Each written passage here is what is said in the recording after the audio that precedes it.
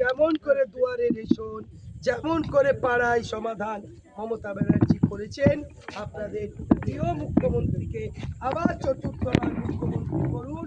কারুর কাছে যেতে হবে না, অ্যাকাউন্টে ঢুকে যাবে।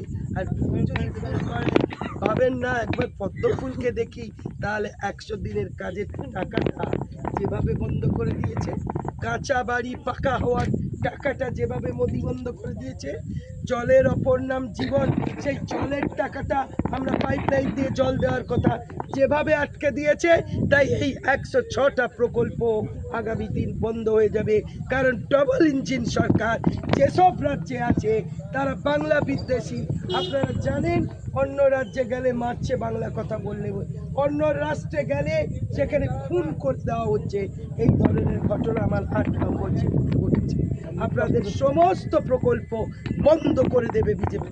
তাই মিথ্যা প্রতিশ্রুতি, তাদের জিজ্ঞেস করুন, দিল্লির সরকার গঠন হয়েছে, দিল্লির মুখ্যমন্ত্রী মহিলা কি বলেছিল, 3000 টাকা করে অ্যাকাউন্টে ঢুকিয়ে দেবে।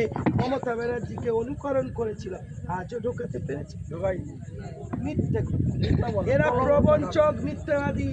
বারাং নদীর সংস্কার হচ্ছে, ঘাটাল মাস্টার প্ল্যান হচ্ছে, 14 নম্বরে আর বন্যা হবে না, বন্যা হবে না, বন্যা হবে না। প্রত্যেকটা কাঁচা বাড়ি আমরা পাকা করব, প্রত্যেকটা কাঁচা রাস্তা আমরা পাকা করব। তাই আপনাদের কাছে আমার অনুরোধ, মুখ্যমন্ত্রী মমতা ব্যানার্জিকে চতুর্থবার আবার মুখ্যমন্ত্রী করতে সকাল সকাল 23 তারিখ জোড়া ফুলে 3 নম্বর বোতাম টিপে আপনাদের ঘরের মেয়ে, 2বারের বিধায়ক কেশপুরে, হলদিয়ায় একবার ছিলাম, 3বারের বিধায়ক, এবার হলে 4র্থবার হবে। আপনাদের আশীর্বাদ চাই, আপনারা আমায় জিতিয়ে দিন, দিদির হাতকে শক্ত করুন। জয় বাংলা।